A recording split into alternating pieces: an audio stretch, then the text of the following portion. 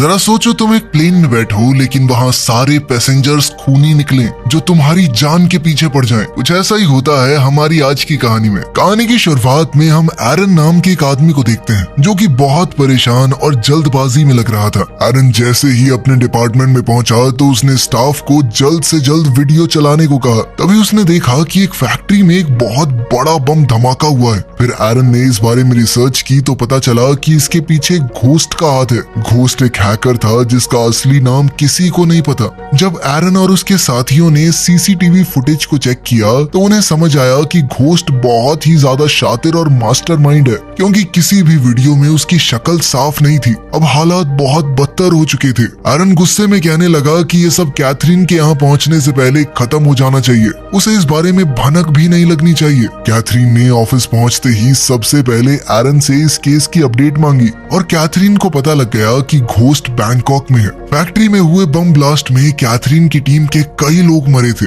वो इस बात से बहुत गुस्से में थी। उसने पूछा कि हमारी कौन सी टीम बैंकॉक के सबसे नजदीक है। एरन ने उसे बताया कि सिंगापुर में एक टीम है मगर उन्हें बैंकॉक पहुंचने में शायद टाइम लग जाए। कैथरीन के दिमाग में आया कि घोस्ट भी जाता तो इधर उधर फ्लाइट से ही होगा और अब वो उसे किसी भी हाल में पकड़ना चाहती थी। उसके पास सिर्फ 1 घंटा था। सब लोग अपना दिमाग लगाने लगे। तभी कैथरीन ने कहा कि हमारे पास कोई ऑप्शन नहीं है। अब इस काम को एक ही इंसान कर सकता है और किस्मत से वो अभी बैंकॉक में ही है। फिर कहानी सीधा बैंकॉक में चली गई जहां एक बच्चा धीरे धीरे ऑटो रिक्शा की तरफ बढ़ रहा था जिसमें एक आदमी लेटा हुआ अपनी नींद पूरी कर रहा है। बच्चे ने चुपके से उसका सामान चुराने की कोशिश की लेकिन तभी वो आदमी उठ गया। उस आदमी का नाम है लूकस। लूकस ने उस बच्चे को भगा दिया और खुद सिगरेट पीता हुआ एक बार में चला गया। बारटेंडर ने उससे पूछा कि क्या आप कॉफी पियेंगे? मैं अभी लाती हूँ। मगर लूकस सिर्फ शराब पीता था, वो भी मुफ्त की। लूकस ने उस औरत से कहा कि मेरे शरीर के सारे अंग बिल्कुल सही हैं। जब मैं मर जाऊं तो बेच कर सारे पैसे वसूल लेना।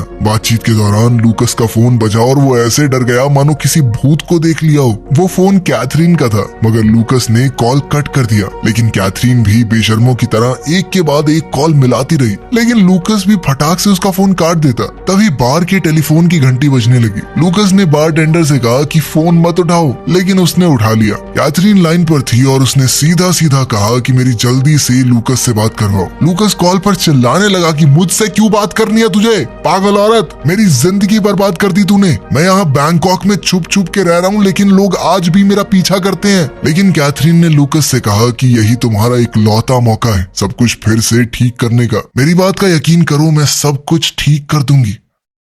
उसी वक्त कुछ गुंडे लूकस को मारने बार में आ गए मगर लूकस को मारना इतना आसान नहीं था। लूकस ने जल्दी से सभी गुंडों को धूल चटाई और वहां से निकल गया। बाहर आते ही उसने कैथरीन को कॉल किया और पूछने लगा कि मुझे करना क्या होगा। कैथरीन ने सीधा कहा कि घोस्ट नाम के एक हैकर को पकड़ना है। उसकी फ्लाइट जल्द ही बैंकॉक में बोर्ड होने वाली है। तुम्हें उसे पकड़ के मेरे पास लाना है। इस पर लूकस ने पूछा कि बदले में मुझे क्या मिलेगा? कैथरीन ने कहा सब कुछ। तुम अपनी पुरानी जिंदगी फिर से जी सकोगे। यूं लोगों से भागते नहीं रहना पड़ेगा। लूकस ने गुस्से में कहा कि तुम्हें क्या लगता है मैं इतनी आसानी से तुम्हारे ऊपर भरोसा कर लूंगा? इतने में दोबारा से गुंडे वहां आ गए। लूकस सोच में पड़ गया कि आखिर मैं कब तक बैंकॉक में छुपा रहूंगा। फिर उसने कैथरीन को दोबारा कॉल किया और कहा कि मुझे प्लान अच्छे से समझाओ। कैथरीन उसे समझाने लगी कि जल्दी से एयरपोर्ट जाओ अपना पासपोर्ट लेकर। तुम्हें उसी फ्लाइट में बैठना होगा जिसमें वो हैकर मौजूद है। लूकस उसकी बात मानकर टैक्सी में बैठा और एयरपोर्ट की तरफ निकल पड़ा। एयरपोर्ट पहुंचने से पहले उसने टैक्सी ड्राइवर की टी-शर्ट ले ली जिसके बाद वो एयरपोर्ट में एंटर हुआ। अंदर पहुंचते ही एक आदमी ने उसे पासपोर्ट और टिकट पकड़ा दी। उसे फिर से कैथरीन का कॉल आया और उसने बताया कि घोस्ट को गोली लगी है और डॉक्टर ने उसका ट्रीटमेंट किया है। तुम इस बात को ध्यान में रखना, इस बात से तुम्हें उसे पहचानने में मदद मिलेगी। इतनी जानकारी लूकस के लिए बहुत थी। फिर वो चुपचाप जाकर फ्लाइट में बैठ गया। ये फ्लाइट बैंकॉक से सीधा सैन फ्रांसिस्को जाने वाली है। लूकस बहुत खुश था कि इतने सालों में वो पहली बार अपने देश अमेरिका वापस जाने वाला है। तभी जो आदमी उसकी बगल में बैठा था वो लूकस से बातचीत करने लगा। उसका नाम कायान था। कायान ने ने लूकस को बताया कि वो एक फेमस कोरियोग्राफर है, यानी लोगों को नाचना सिखाता है। तुम्हें मेरे मूव्स देखने चाहिए, हर कोई मेरे ठुमके का दीवाना है। लूकस ये सब देखकर इरिटेट हो रहा था। दूसरी तरफ कैथरीन की टीम ने उसे बताया कि प्लेन में बैठे सभी लोग किलर्स हैं, जो कि घोस्ट को मारने के लिए फ्लाइट में आए हैं, मगर किसी को नहीं पता कि घोस्ट दिखता कैसा है। ये बात सुनकर कैथरीन परेशान हो गई। कैथरीन ने फिर से पूछा कि तुम सच तो कह रही हो ना, जिसके बाद टीम ने हाँ में जवाब दिया। कैथरीन समझ गई कि अब कुछ बहुत बुरा होने वाला है। उसने अपने लोगों को जल्द से जल्द घोस्ट की शक्ल ढूंढने को कहा। तभी फ्लाइट में कायान ने लूकस को एक ड्रिंक ऑफर की, जिसे पीने के बाद लूकस को सब कुछ धुंधला दिखने लगा और वो अपना होश खो बैठा। तभी कायान उसे बाथरूम में ले गया और धमकाने लगा। कुछ वक्त पहले कायान को भी घोस्ट को मारने का कॉन्ट्रैक्ट मिला था और उसे लग रहा था कि लूकस ही घोस्ट है। उसने लूकस को बुरी तरह मारना शुरू कर दिया। लूकस ऐसी हालत में खुद को बचाने की लगातार कोशिशें कर रहा था, लेकिन उस ड्रिंक की वजह से अब कायान उस पर हावी पड़ने लगा। आखिर में कायान ने लूकस का गला दबाकर उसे जान से मारने की कोशिश की। तभी लूकस ने देखा कि ऊपर दीवार पर लोहे का एक हैंडल था। उसने थोड़ी जान लगाई और कायान को उठाकर उसका सर हैंडल में घुसा दिया और कायान वहीं खड़ा खड़ा मर गया। उसको मारने के बाद लूकस को थोड़ा चैन मिला। लूकस जानता था कि उस ड्रिंक की वजह से वो बेहोश होने वाला है, इसीलिए वो रेंगता हुआ दरवाजे के पास गया और वहां रखे शैम्पू को पीने लगा ताकि उसे जल्दी से उल्टी हो जाए। उल्टी करके लूकस को काफी राहत मिली। तभी वॉशरूम के दरवाजे के पास दो फ्लाइट अटेंडेंट आ गए। लड़की का नाम ईशा और लड़के का नाम रॉयस था। वो दोनों देखने आए थे कि सब ठीक तो है, क्योंकि वॉशरूम का दरवाजा काफी देर से बंद था। वो दोनों बार बार दरवाजा नॉक कर रहे थे, पर लूकस ने दरवाजा नहीं खोला। तभी वहाँ स्काई मार्शल आ गया और वो भी दरवाजे को पीटने लगा। आखिरकार लूकस ने दरवाजा खोल दिया और वो लोग पूछने लगे कि इतनी देर से तुम अंदर क्या कर रहे हो। लूकस कहने लगा कि मेरी तबीयत अचानक खराब हो गई, इसीलिए इतना टाइम लगा। मगर स्काई मार्शल को उसकी बात पर यकीन नहीं हुआ। उसने सोचा कि लूकस कुछ तो गड़बड़ कर रहा है, तो उसने अपनी बंदूक निकाली और लूकस पर तान दी, लेकिन लूकस ने पलक झपकते ही बंदूक छीन ली। ये देखकर अटेंडेंट का मुंह खुला का खुला रह गया। उन लोगों को कायान की बॉडी नहीं मिली क्योंकि लूकस ने उसे वॉशरूम में छुपा दिया था। दोनों अटेंडेंट बहुत डरे हुए थे। तब लूकस ने उन्हें बताया कि मैं एक FBI एजेंट हूँ। मैं यहाँ एक क्रिमिनल को पकड़ने आया हूँ जो इस वक्त इस फ्लाइट में मौजूद है। तुम लोगों को मेरी मदद करनी चाहिए। ईशा ने पूछा कि आदमी कौन है, वो दिखता कैसा है, हमें बताओ, हम तुम्हारी मदद जरूर करेंगे।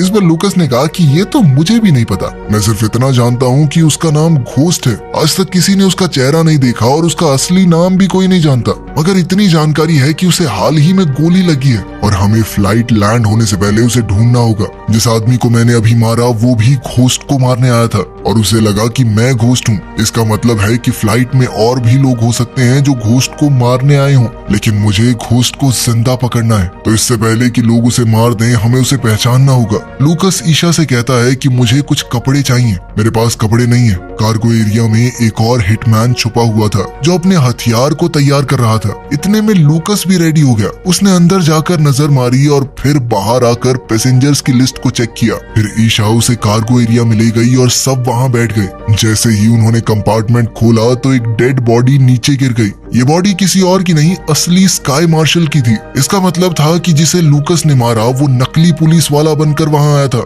लूकस कुछ सोचते हुए नीचे बैठ गया। तभी उसने देखा कि ईशा को डर के मारे पसीना आने लगा है। लूकस बहुत समय से इस बिजनेस में था, उसे पता था कि ये पसीना अलग है। ऐसा पसीना तभी आता है जब आप घायल हो। लूकस ने कहा कि मुझ पर बहुत बार लोगों ने हमला किया है, यहाँ तक कि गोलियां और चाकू भी मारे हैं। इसका मतलब तुम भी घायल हो, तुम्हें गोली मारी गई है ना। लूकस समझ गया कि ईशा ही घोस्ट है। सबको लग रहा था कि इतना बड़ा हैकर एक लौंडा ही होगा, लेकिन वो तो लड़की निकली। ईशा ने इस बात को मानने से इनकार कर दिया। ईशा ने कहा कि नहीं, मुझे कोई गोली नहीं लगी, पागल हो क्या आप। कार्गो डिपार्टमेंट में छुपा हुआ हिटमैन उनकी सारी बातें सुन रहा था। उसने अचानक से ईशा पर हमला करना चाहा, मगर ईशा ने एक ही झटके में उसे मौत के घाट उतार दिया। इस बात से तो क्लियर ही हो गया कि ईशा ही घोस्ट है। ईशा को लूकस पर भरोसा नहीं था कि वो सिर्फ उसे पकड़ना चाहता है, मारना नहीं। लेकिन लूकस ने कहा कि मुझ पर भरोसा नहीं करोगी तो करोगी क्या। इस प्लेन में मौजूद हर एक इंसान मुझे लगता है तुम्हें मारने ही आया है, और सिर्फ मैं हूँ जो तुम्हें बचाना चाहता हूँ। ईशा के पास कोई चारा था नहीं, तो वो मान गई और कहा कि आगे का प्लान क्या है। लूकस ने कहा कि तुम एयर होस्टेस होने की एक्टिंग करती रहो,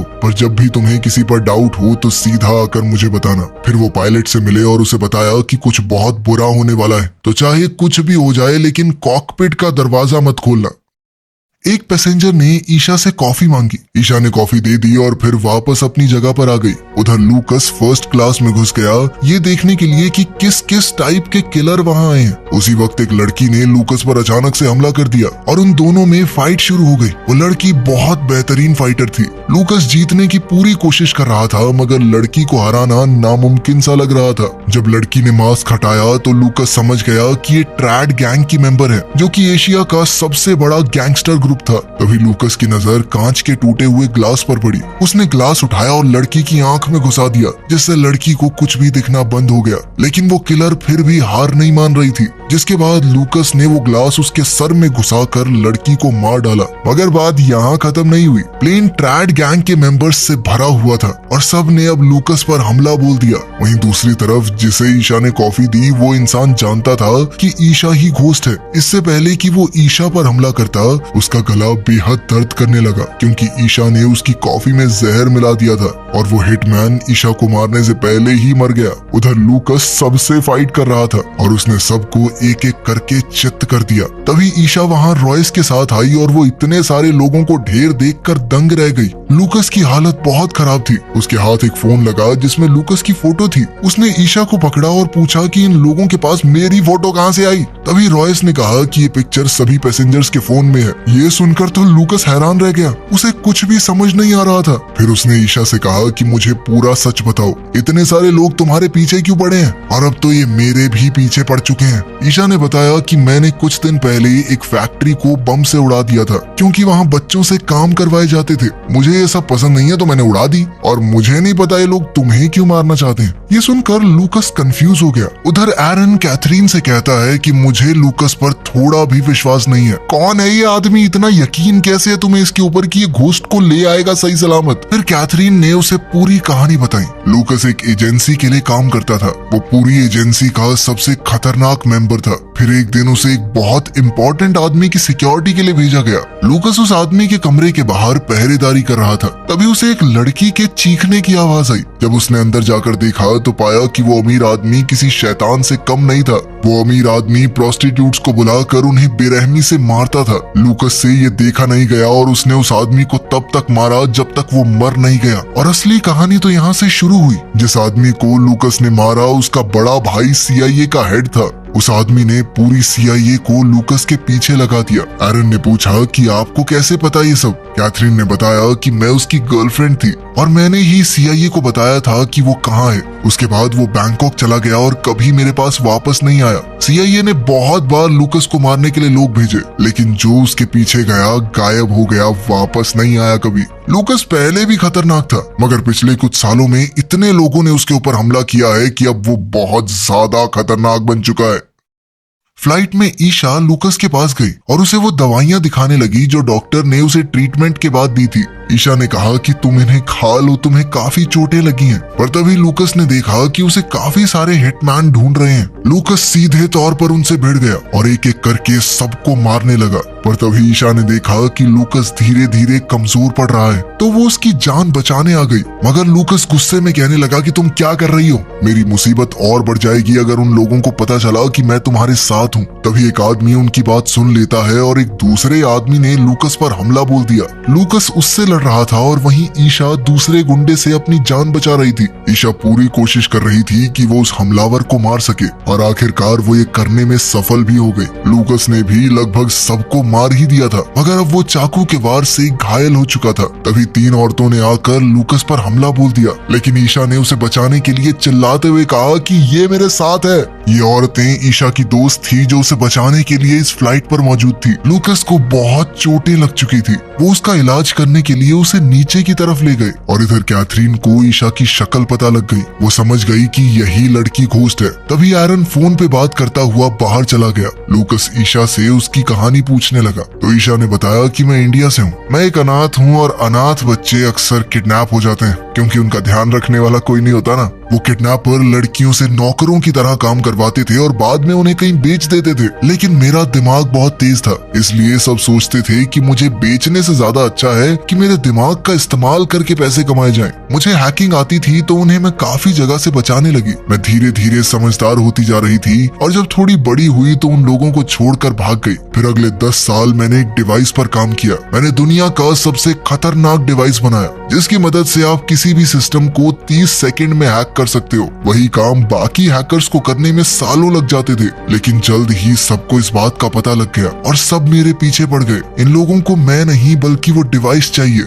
मुझे डर है कि अगर ये डिवाइस किसी गलत हाथ में चला गया तो इससे ज्यादा खतरनाक और कुछ भी नहीं हो सकता। फिर हम देखते हैं कि कैथरीन एरन के पास आई और कहा कि तुम मुझसे क्या छुपा रहे हो, मुझे अभी सब कुछ बताओ। फिर एरन उसे सब कुछ सच बताने लगा कि मेरे लोग भी घोस्ट के पीछे पड़े हैं। उसके पास एक बहुत स्पेशल डिवाइस है जिसके लिए लोग मुंह मांगी कीमत देने को तैयार हैं। जैसे ही मुझे पता चला कि घोस्ट उस प्लेन में है तो मैंने उसके ऊपर इनाम रख दिया और सभी किलर्स को प्लेन में पहुंचा दिया। मुझे तो बाद में पता चला कि आपने भी अपने एजेंट को प्लेन में भेजा है, तो मैंने सबसे पहले लूकस की फोटो सभी किलर्स को भेज दी ताकि वो पहले लूकस को मार दें और फिर घोस्ट को। मुझे यकीन है कि अब तक वो लोग लूकस को मार चुके होंगे और जल्द ही घोस्ट को भी मार देंगे। आखिर में वो सभी किलर्स पैसों के लिए आपस में लड़ेंगे और जब तक प्लेन लैंड होगा कोई नहीं बचेगा, सब लोग मर जाएंगे। वो डिवाइस मेरा, मैं आपको उसमें से एक छोटा सा शेयर दे सकता हूँ, जिसके लिए कैथरीन मान गई।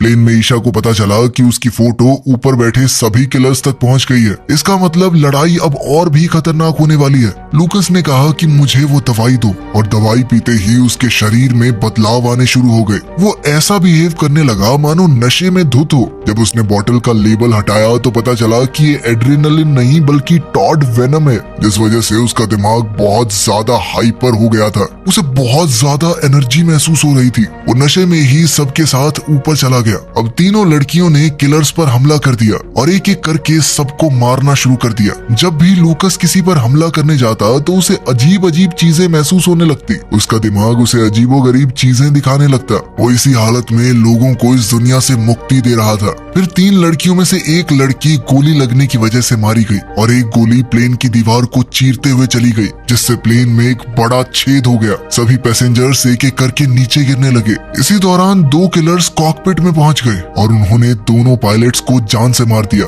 अब हालात बहुत ज्यादा खराब हो चुके थे। तभी ईशा की नजर चेन सॉ पर पड़ी और उसने एक चेन सॉ लूकस को दे दिया। अब लूकस ने लोगों को गाजर मूली की तरह काटना शुरू कर दिया। तभी एक आदमी ने ईशा पर गोली चला दी, लेकिन एक लड़की ने सामने से आकर ईशा की जान बचाई। लूकस अब रुकने वाला नहीं था, उसने सबको मार दिया और कॉकपिट में गया। नीचे जमीन पर कैथरीन और एरन प्लेन का वेट कर रहे थे, लेकिन वो हवाई जहाज लैंड हुआ ही नहीं क्योंकि वो जहाज पूरी तरह बर्बाद हो चुका था। दोनों पायलट मर चुके थे। ये जानकर कैथरीन गुस्से से पागल हो गई और उसने एरन को गोली मार दी। दूसरी ओर ईशा और लूकस कॉकपिट में थे। ईशा प्लेन को लैंड करने की कोशिश कर रही थी और आखिरकार प्लेन धीरे धीरे लैंड होने लगा। अभी कैथरीन ने लूकस को फोन करके पूछा कि ईशा और उस डिवाइस का क्या हुआ, मगर लूकस ने कहा कि मैं तुम्हारी एक भी बात नहीं सुनूंगा और ना ही कोई मदद करने वाला हूँ। मैंने आज तक तुझसे घटिया औरत नहीं देखी जो सिर्फ अपना फायदा देखती है। ईशा ने लूकस का अपनी जान बचाने के लिए शुक्रिया अदा किया।